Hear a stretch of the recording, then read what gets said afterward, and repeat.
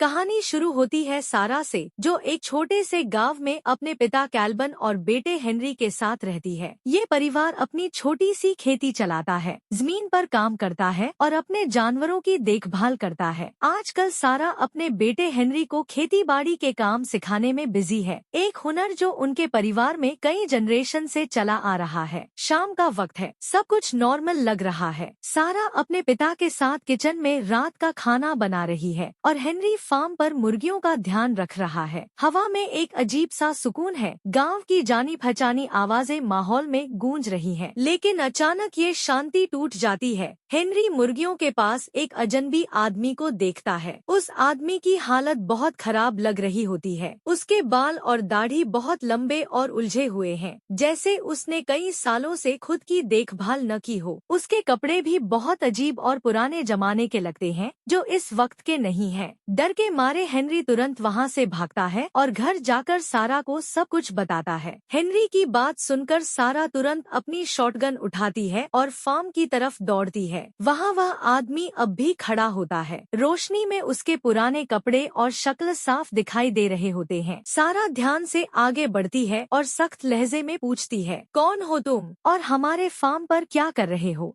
आदमी उतना ही डरा हुआ लगता है जितनी सारा खुद। वह हकलाते हुए कहता है, मैं समझा ये मेरा घर है। उसके चेहरे पर कंफ्यूजन और टेंशन साफ दिखाई देती है। सारा पास की लाइट ऑन करती है ताकि वो आदमी ठीक से दिख सके। जैसे ही रोशनी होती है, वो आदमी डर के मारे पीछे हट जाता है और चिल्ला उठता है, ये कैसा जादू है? फिर वो सारा की तरफ देख कर कहता है, क्या तुम कोई चुड़ैल हो? सारा हैरान रह जाती है। उसे तुरंत समझ आता है कि इस आदमी को बिजली, इलेक्ट्रिसिटी के बारे में कुछ भी नहीं पता। अब उसे लगता है कि ये आदमी सिर्फ रास्ता नहीं भूला, बल्कि शायद इसका दिमाग भी ठीक से काम नहीं कर रहा। उसके माथे पर एक गहरा जख्म होता है, शायद यही उसकी कंफ्यूजन और अजीब बिहेवियर की वजह है। सारा अपनी गन नीचे रख देती है, लेकिन फिर भी सावधान रहती है। वह अपने पिता कैल्बन को आवाज देती है। दोनों मिलकर उस आदमी को घर के अंदर ले जाते हैं। वे उसे खाना देते हैं और वो ऐसे खाता है जैसे कई दिनों से भूखा हो। सारा उसके जख्म साफ करते हुए प्यार से पूछती है, तुम्हारा नाम क्या है? थोड़ी देर सोचने के बाद वो कहता है, मेरा नाम रिप है। लेकिन रिप को याद नहीं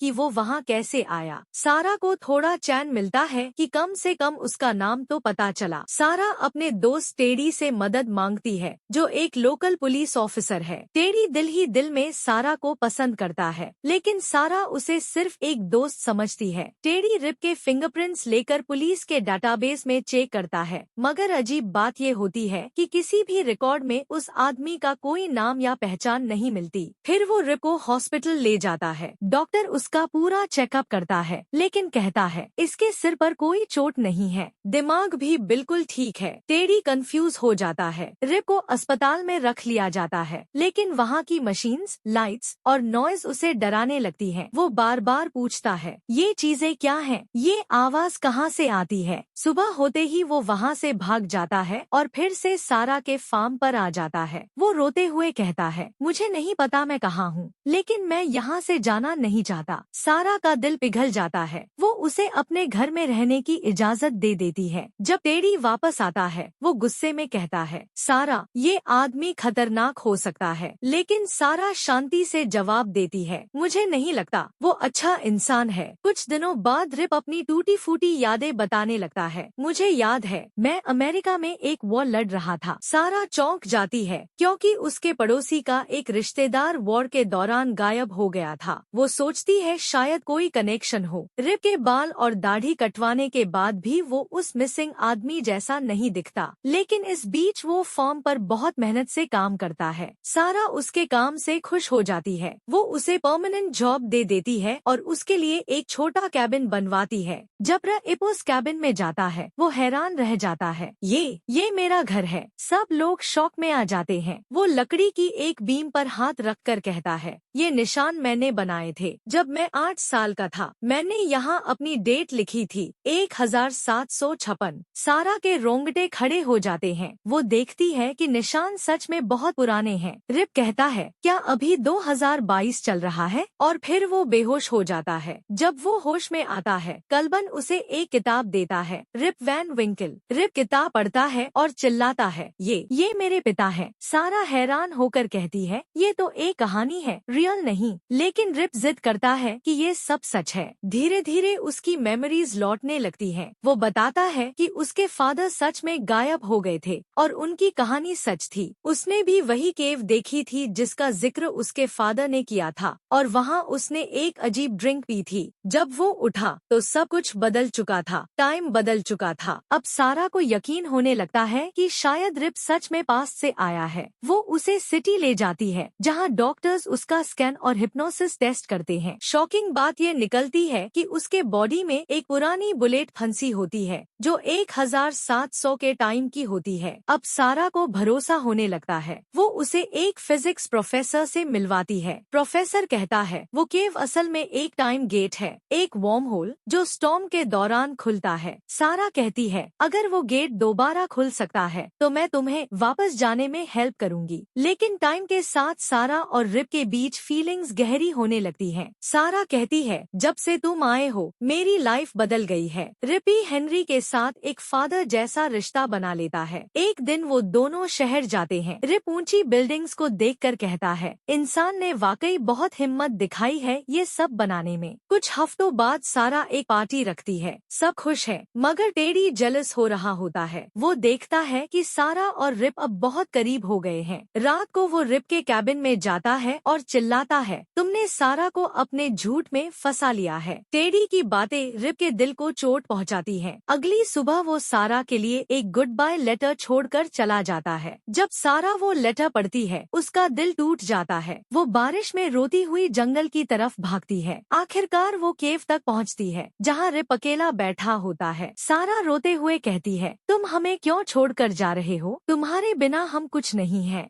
रिप की आंखों में आंसू आ जाते हैं। वो सॉफ्टली कहता है क्या तुम मुझसे शादी करोगी। सारा मुस्कुराकर जवाब देती है हाँ, हमेशा के लिए। उसी पल तेज बिजली चमकती है और केव के अंदर एक ब्राइट लाइट का तूफान उठता है। रिप का बैग वहीं रह जाता है जो किसी तरह टाइम के पार जाकर 1787 में पहुंच जाता है। वहाँ रिप के पिता को वो बैग मिलता है। अंदर एक डायरी होती है जिसमें रिप की पूरी स्टोरी लिखी होती है, उसका सफर, उसका प्यार और उसकी नई जिंदगी की कहानी। वो डायरी पढ़कर मुस्कुराते हैं और कहते हैं मेरा बेटा खुश है, बस यही काफी है। दूसरी तरफ 2022 में सारा, रिप, हेनरी और कल्बन एक साथ खुशहाल लाइफ जी रहे होते हैं। उनकी स्टोरी ये साबित करती है कि प्यार और फैमिली का रिश्ता टाइम की दीवारों को भी तोड़ सकता है।